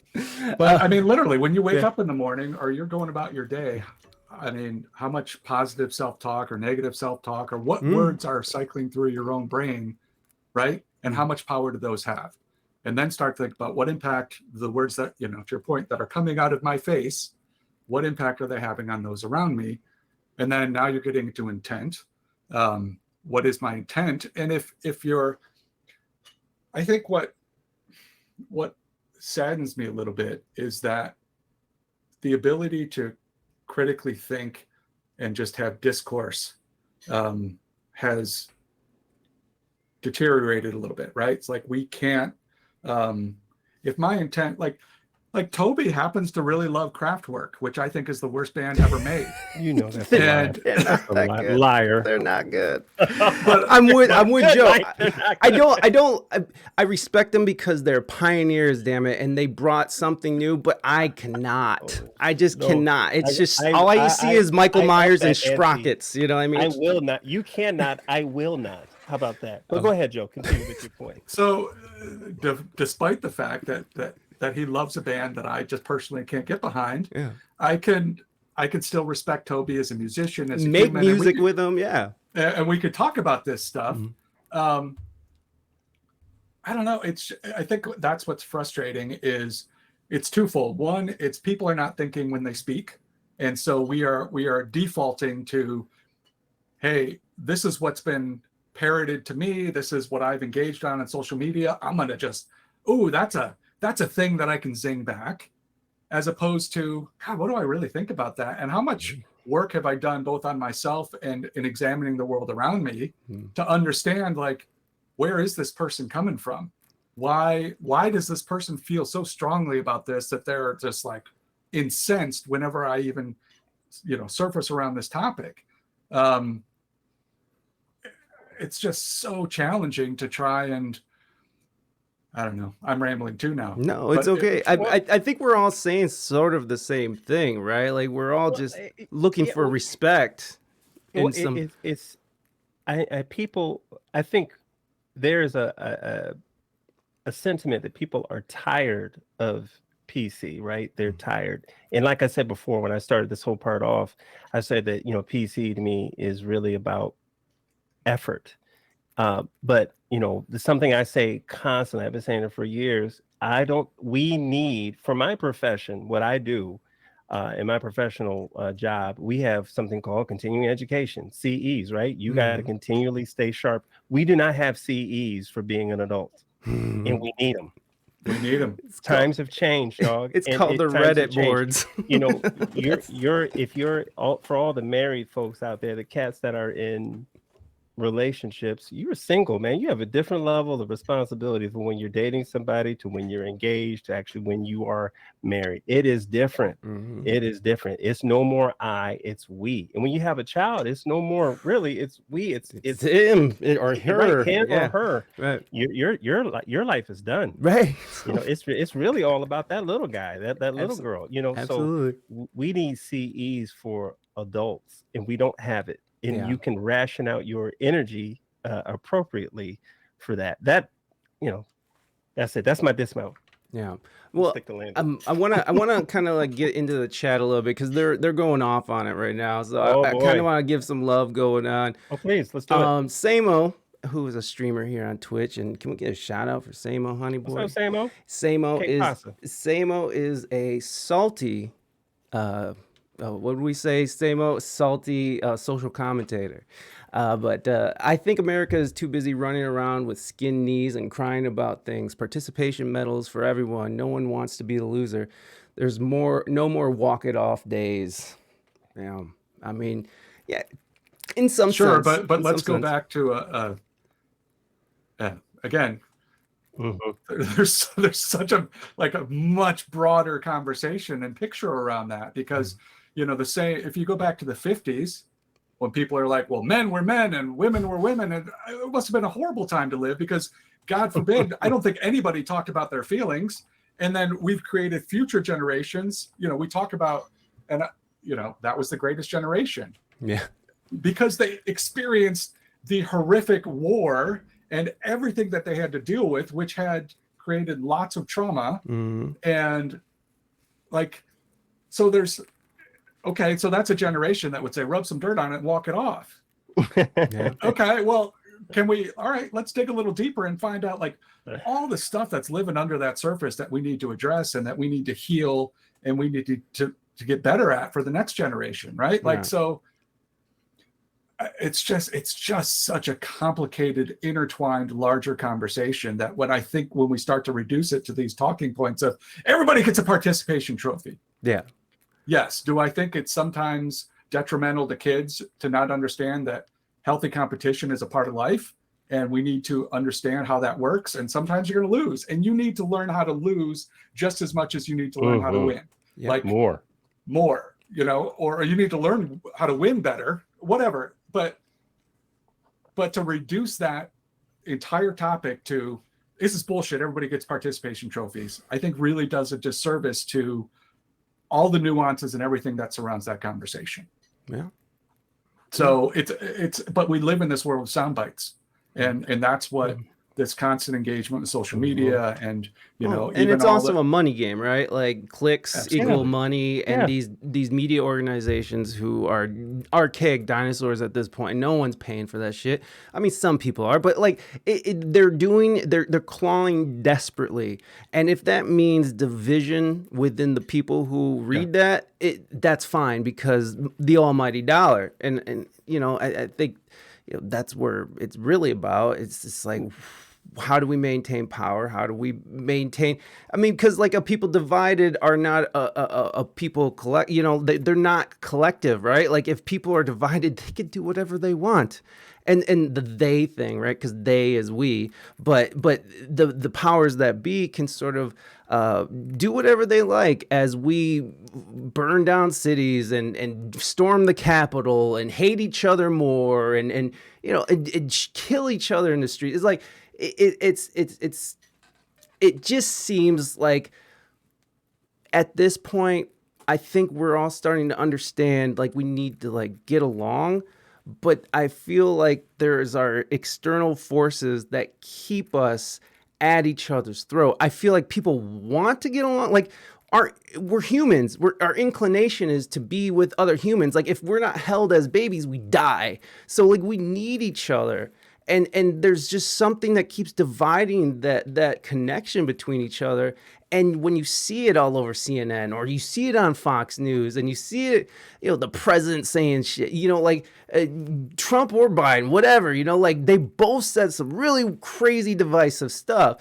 And it just feels like it's at this point, it's manufactured and they want that or whoever they or we are. It wants to exist because it keeps us distracted from what's really going on. Because I mean, I don't know if you guys know, but we're about to be in a fucking nuclear holocaust. So you know, it does seem by design. I don't know. Like, would you agree with that sentiment, either one of you? Well, I would say that we have to, you know, what Samo had mentioned before, like, you know, kind of like the why can't we just kind of get over it? You got a problem, get over it, and whatever. And I do think that there's a time and a place for that kind of sentiment. Like, come on, you know, let's, you know, buckle up. Let's move on. And I think that sometimes we're talking about you know, all of the divisive comments. I think that sometimes to those folks that say all these comments are divisive, like, well, I kind of consider it to be, you know, constructive criticism. You know, if it's constructive criticism, then hey, if we're trying to go here, and I'm saying that you're offending me here, we're all trying to go here, we need to work on this first before we can even get there. And so if it's constructive, not divisive, but I think that sometimes divisive comments can be from someone's perspective can be looked at as being divisive. How about this one? If you don't vote for me, you're not black. Oh no, that's what. Look, so first off, I'll say this, right? Dumb comment. Biden will say that was a dumb comment. He did say it was a dumb comment. Ziggy, thank you so much for the sub. I appreciate you. Sorry, guys. We're like in the middle of this deep ass conversation. Or who did that? Moving Dutchman, thank you so much for that gifted sub to Ziggy. I appreciate you. I'm sorry. Hey, Ziggy, welcome in. People have the opportunity to grow, but are often boxed in by media and what the norm is supposed to be. Yeah, Ziggy. I'm sorry, man. I totally interrupted. Please continue if you can remember where you're at. I kind of forget my point. I'm sorry. This is such a distracting place to be. Sometimes. It's good. I thought it was funny. It's probably the side. It probably God telling me to shut up anyway. So it's no. Well, good. You know, I like that idea of like, you know, maybe divisive. Some people see it as divisive, but some people. You know, see it as constructive criticism. Joe Byron, who likes to say dumb shit all the time. He's very good at that. You know, look, he's human, and you know, I take it, you know, I take it as it was intended. I think it was a joke. I honestly think it was a joke. It was a joke in poor taste, and you shouldn't have said it. Yeah. He said it to Charlemagne, and Charlemagne has said a whole lot crazier stuff than that. So he was just saying stuff about the Jewish folks. Hey, that's what I'm saying. So we can't really. I mean, and that's the other thing. You know, we complain so much about the quality of politicians. We complain so much about. I agree that sometimes the choice is not a good one. It's either like he's bad or he's worse, right? That's kind of like sometimes what I hear people's conversation about. Man, we got to be a little bit more forgiving. There's a lot of quality people out here, but man, if we can't forgive them for one little mess up that they made, you know, who's going to run? Like no one's going to run. That's the whole thing. It's like you're not going to get anyone. You're not getting the best. Because we are unforgiving when it comes to people making mistakes. I'm sorry, Joe, I interrupted you. No, I just agree. Like, thank God that there was no cell phone in my hand when I was 12 years old. Exactly. I don't know what kind of nonsense I thought in my young little brain, and I'm really glad there's no record of it. Yeah. Unfortunately, there's too much of a record of me. I was MySpace to Facebook. They're gonna find it. I'll be canceled soon. It's okay. That's why I cancel myself, so no one can cancel me. But listen, we do believe in thinking about what you've said and forgiveness. That is what it's all about. I think if you're honest, and you talked about slurs earlier, right? That people have used, especially in hip hop culture. Just yeah, absolutely. My crew, a lot of us said some stuff that is not acceptable right now. Is not acceptable. Is not acceptable. We cringe when we hear some of the songs that we've recorded in the past. Like, we cringe, like, oh my God, dude, that's how we thought. Like, oh my God. Like, that's great, though. In a sense, I feel like that's awesome because you can measure the growth of where you've come from. And that's what you have to do. Yeah. I'm not coming on this podcast or on our podcast or when I'm on stage talking to people as someone who proclaims himself as being perfect. Yeah. If somebody brings it up, like, yep, I did that. That was dumb. Right. Very sorry for it. Apologize to those that are hurt, and we move on. And we have to. Yeah. I can't. We have to move on. It's just there's nothing to it. And nothing to do but that, in my opinion. I think in addition to that, you would have no issue, stepping up and being, because you authentically believe, like, yep, shouldn't have done that, and this is why I think different, and this is how I do different. And unfortunately, I don't know that authenticity exists. Mm-hmm. It's all washed through publicists and media things and whatever, because like, well, I already stepped in it, so I don't want to be heartfelt in my apology because I just might make it worse. So I got to sanitize it behind some corporate speak, and then everybody looks at it, and whether it's authentic or not, you really have no idea, because it's this very pristine message, bullet points and talking points.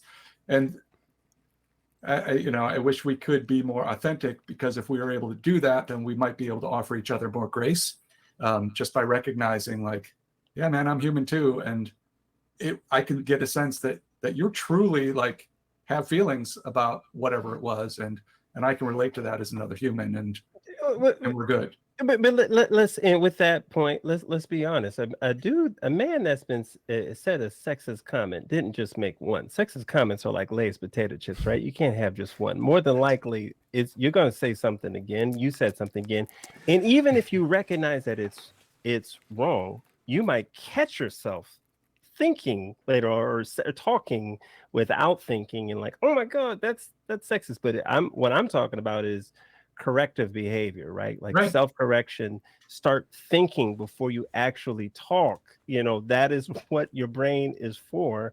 And then correcting. And you got to get to the root of, like, why do I even think like this? Thank you. That's it. What pain do I have? What issues have I not addressed inside myself that I've got this really twisted thinking? And so I need to figure out, like, okay, it's one thing to, like, basically put a censor, danger, Will Robinson, we can't say these words, versus, well, I don't think like that anymore, because that was really messed up thinking. Yeah. And I'm glad that I've evolved as a human being to not be that way. Right. Yeah. Okay. And I think that's great too. And I'm sort of going back to this idea of, like, the pendulum sort of swinging kind of in a very far direction in one way. Are you guys familiar with TikTok at all? Do you guys hang out on TikTok at all? No. Okay. No, I'm familiar with it, but no. Maybe, did he mention how old we are? Yeah, we did. We're 48, dude. Well, I'm 40, so I mean, I don't have any business on there. Are you 48? No, I'm 40. I'm 40. Oh man, yeah, you're a lifetime ago. Do you say? Yeah. 40. Oh my God. Well, my knees didn't hurt at 40. Go ahead. Shit, I wish my knees didn't hurt at 40. That would be one. My knees have been hurting since like 25. God, it's falling apart, man. Oh boy. Well, okay, so I don't know. Maybe this might not. The culture on TikTok, it's a very restrictive platform, And if you want to talk about certain subjects, you gotta like you have to self-censor, or else they'll suppress, or they'll call it a community guide. I mean, they just out of nowhere, they'll just be like, this is a community guideline violation and you're done. You know, they'll just kick people off the platform willy-nilly. There's no rhyme or reason. And let's not forget that TikTok is also like spyware, but they're all spyware. Well, yeah, but like specifically CCP spyware, like, you know, it's very specific to you know, the leaders of China and the business over there, and they're definitely like using it to track us and stuff. But that's not where I'm getting at. You have to self-censor in such a way, like you can't even say dead, right? So now people are changing the language itself. So now we're saying unalive, right? Someone was unalived. It was a serial unaliver. And that's just one example of how people are sort of changing their language to convey the same message. And I don't know, there's something in there that is unsettling to me, where we're changing the language to conform to this very, very, I don't know, man. There's something in there, and I'm trying to pull it out, but it's not coming out. But it's this self-censorship stuff that I feel like that is a part of the barriers that we're sort of building between each other, is the ability not to sort of be able to use our language how it was intended, or to use the language how we were brought up or taught in school. And I'm not talking about slang you learned on the playground. I'm talking about what we learned in school.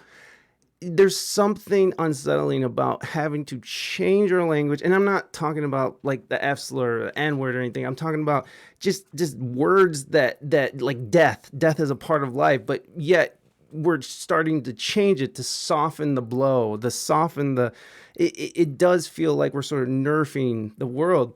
But it also, there's something deeper to that, where if people can't feel like they can talk, or they can't feel like they can express themselves, then that's where the discourse stops. That's where the conversation ends.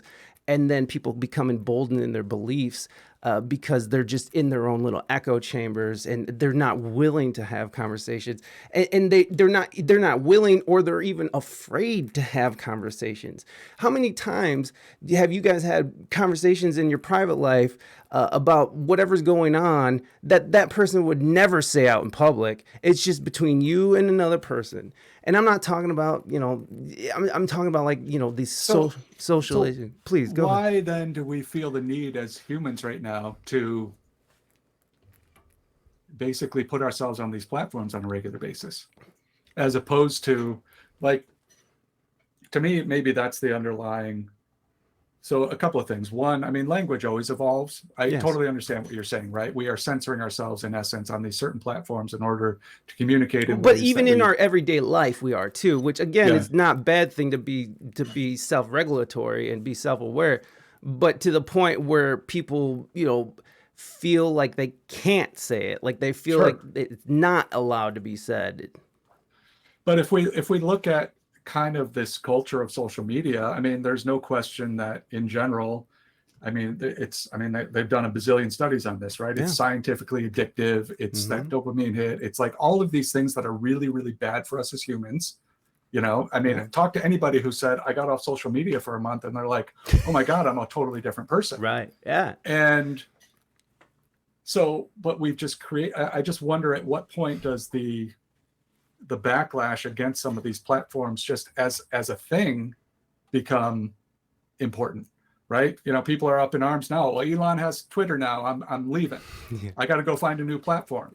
Well, how about maybe you just don't do social media, because it's just you shouting to avoid to your 3 followers anyway, and nobody really cares what you have to say. And if you're on another platform, all you're doing is either putting the prettified version of this is my life and look how amazing it is, or you're like wallowing in the this is my particularly awful experience, and I feel somehow like I need to share it into the void. And I don't want to, there's value in sharing stories, of course. It's how we function as humans. But I don't know. I just think that these tools, for lack of a better word, these platforms are, I mean, why are we doing it in the first place? Yeah.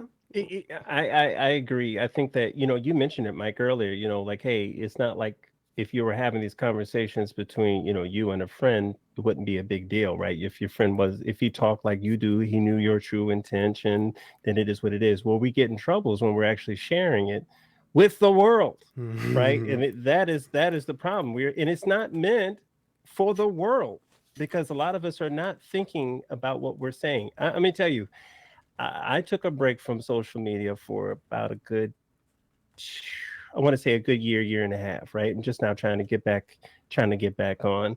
And I approach it completely different. I used to just report everything that I did. Hey, going here, blah, blah, blah. I'm at this show. And I'm like, wait a minute, hold up. And like Joe said, took a break. And I felt completely different within a month, within 2 months, like, oh my God, why must I share about everything? This game, that game. Why must I bring the water cooler to you? You don't care. You don't, dog. You don't care, dog. Look. When I cried when the Cavs won, you didn't care, dog. You didn't care. You didn't give a damn, man. I liked your post though.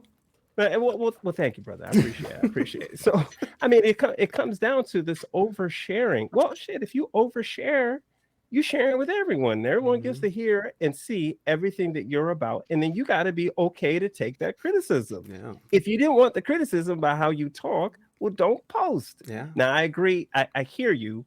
I do understand what you're talking about. But, I think we really got to take a look back into the psyche, why people feel the need to share everything. And why whatever offensive language that we're saying, if A, B, C, D, E people are saying, the people that you don't know or you barely know are saying, hey, man, that was kind of misogynistic, instead of defending it wholeheartedly, you just got to be like, wait a minute. Do I hate women? Yeah. do I hate women? Yeah. And is what I'm saying indicating that I hate women? Because there's a disconnect there. Right. I mean, when it comes to media that can be, I work in a regulatory type of industry. Every email can be researched and brought up and taken to trial or whatever used. So I'm very, very careful about what I put in it. So I can convey a message the way I need to. Yeah. I know that the words they're looking for, and I don't use said words. But if they did, even if they looked at every one of my emails, they would find that, hey, Toby has said this in a very professional manner. We know what he's saying. He's frustrated. He doesn't think this person's working very hard, yada, yada, yada. I think when it comes to social media, you need to, if everyone, in my book, I talk about this, where you treat every conversation as if it's an interview. Every conversation is an interview. We would not say the same things that we, in everyday conversation, if it's, posted online, because you are posting to people that are your friends and non-friends, people that know you well and people that don't know you very well at all. Why are we posting it whatever? It's just to, why am I posting stuff on social media? It's just to my boy Joey. He's only going to read it and just that. It's not that. Right. I could have just texted if it's all like that. I get a text chain. I got a text chain right now with 12 of my cats from college. Dude, we can say whatever, right? We can say whatever. Right. But it's different. But the moment you share it with the world, okay, well, look, there's a cost for that. There's a cost for that. So and it creates this vacuum of noise where it becomes difficult to find stuff that's actually, why do we have platforms like this? Whatever, it's entertainment. People want to be entertained. This again goes back to the inception of cave drawings and whatever. We like to tell stories, we like content, but content doesn't mean Toby's random drinking of a Chimay on a Monday night. But it could. But it is. Yeah. I need a woohoo for that. Where's the Ric Flair woohoo? Let's get that. Let's go. Let's go. Yeah. Thank you, Nature Boy. Thank you, Nature Boy. Thank you, Nature Boy. Look, there's some weird channels that I think people get into, and that's fine. Maybe we can make one for you, Tom. But the best thing going today. Let's go. There you go. There you go. One more. But if it's, you know, like we do a show about music, right? And part of what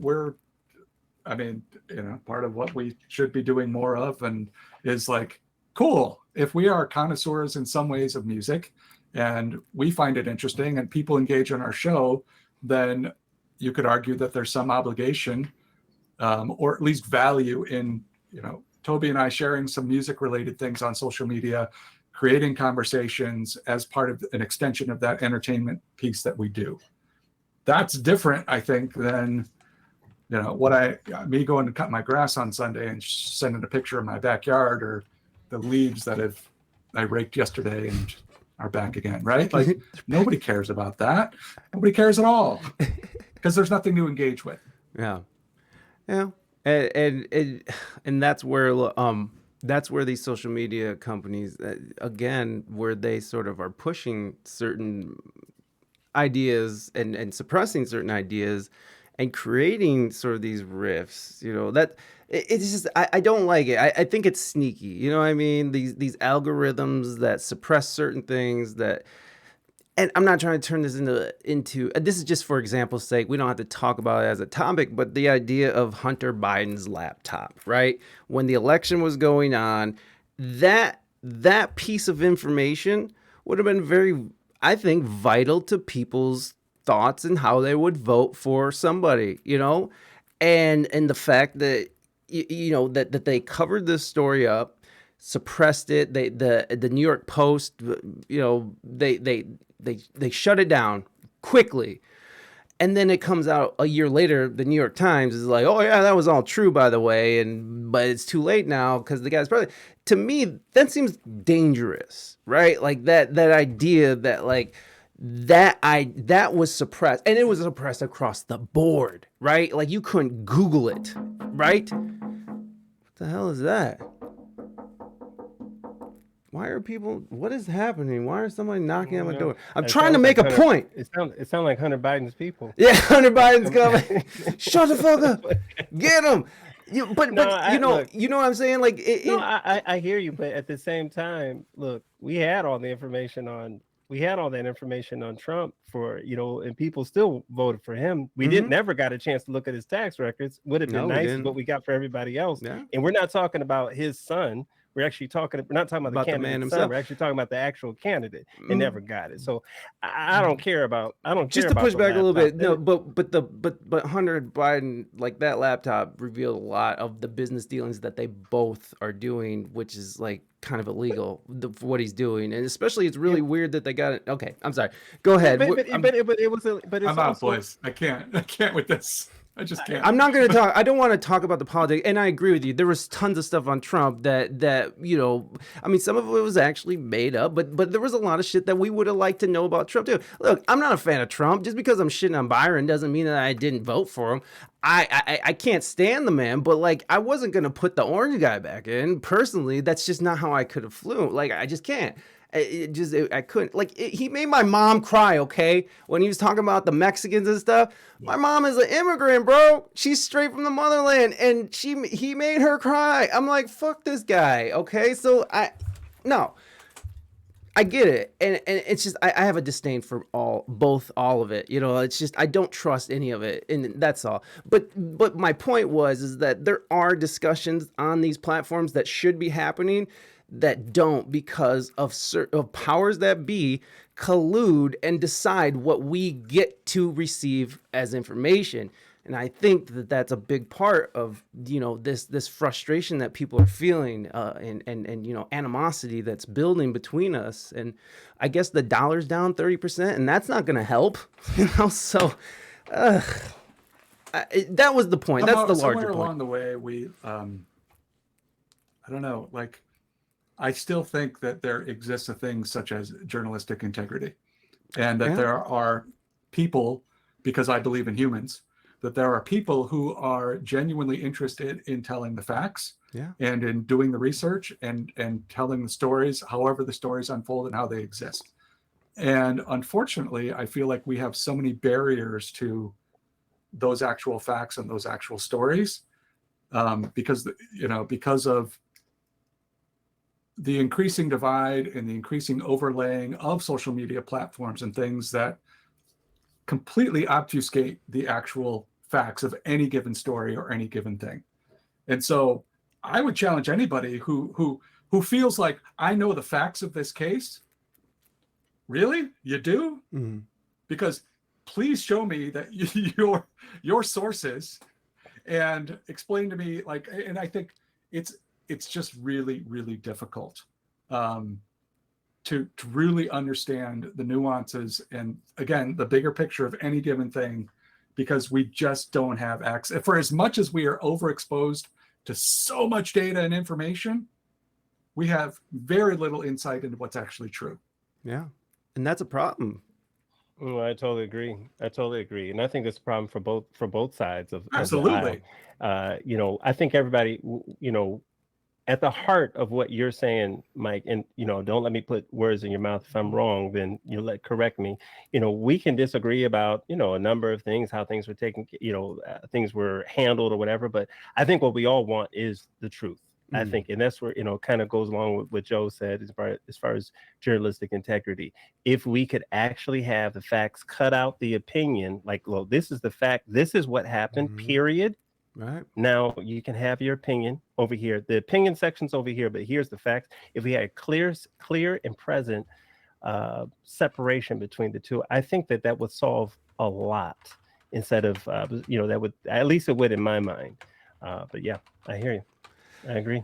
Yeah, the journalistic integrity thing, man, is that is it, man. Like there are some, and I don't know if you guys are familiar with Matt Taibbi. He's a journalist. He wrote for Rolling Stone. Like he did a big cover on the 2008 financial crisis, and like he went through it and he learned a lot. Like he is top tier journalist. He wrote a really good book. It's called Hate Inc. And he kind of goes over like how it's all basically everyone is pushing for the most extreme thing to get people to sort of sway for their side. And he makes this comparison of Rachel Maddow and one of the Fox News guys. I mean, that's the cover of the book. Like, I got it pulled up here. It's the cover of the book is literally, he's making the case that these two people, Rachel Maddow and whoever the hell that guy is, I can't remember his name, who cares? But this guy's from Fox News. He's making a strong case that they're essentially both sort of extremists on both sides, and they're both essentially saying the same stuff, just with a different tint of color, right? One's blue, one's red. And it's all just sort of to capture people's minds. It's a great book. Like, I'm not doing it service at all. If you guys are interested in anything like this, like if you're interested in this kind of topics of media and stuff, this is the book to go and read. I just want us to find truth, and what's the problem is that no one has trust for any of anything, right? Like you said, Joe, you're like, I mean, I want you to show me where's those receipts, and then who are those sources, and like at any time a headline could be like, sources say that Joe is an asshole, you know what I mean? Like, or sources say that Toby that is true. Depending on Toby was the source. I mean, of course I was the butler. And, what I would say, look, we, I like I said, I think we, in different ways, I think we are saying similar things. I think we all are in search of truth. Here's another truth that we have immensely enjoyed the conversation. This conversation totally went off what I thought it was going to be, I thought it was going to be about. Remember we were doing a music podcast? Right. Remember, it used to be all about the music, Joe. It used to be all about the music. Now we're talking about everything else. But all that, man, we have enjoyed the conversation, dude. We would certainly appreciate the opportunity to talk with you about our podcast, Riffs on Riffs. Please. we do have to part ways. I'm sorry I'm keeping you long. I would talk to you guys all day, but obviously we all have lives and stuff. We enjoy that. We enjoy that. And you know what? I invite you. We could have another conversation on another day, man. I'm totally down. And of course, guys, make sure y'all are going and checking out their podcast, Riffs on Riffs. The link is in the chat there. Make sure you guys go get it. And also Toby's book is available. I got an Amazon link there, which is called the Empowerment Chords. Man, I'm sorry we didn't even talk about it. Can you just briefly go through that? Because I was watching a couple of your videos and it's really cool, man. Like you're out there really inspiring people and spreading knowledge and stuff.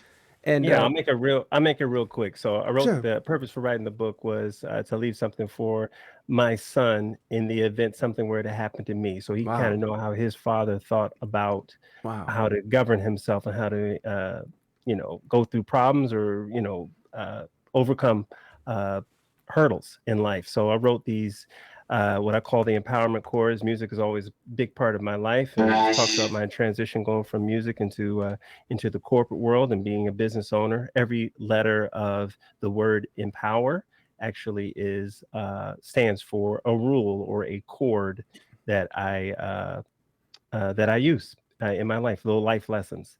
So we talked about one earlier today, E being that everything is an interview.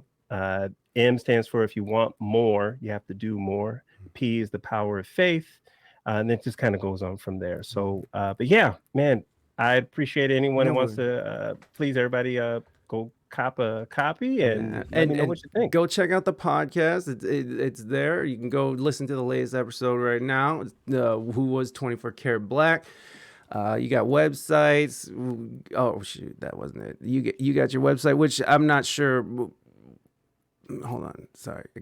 That's your anyways. Go. The links are in there, you guys. Just go follow them, please. Just go do that. And Joe, I'm sorry I don't have any links for you, man. Do all the things.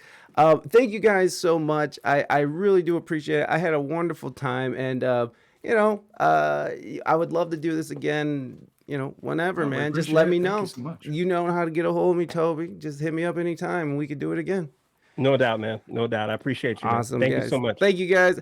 Toby, thanks, everybody. Joe, everybody, put your hands together for today's guest. Thank you, guys. I appreciate you. Later, guys. See you later, man. Take care.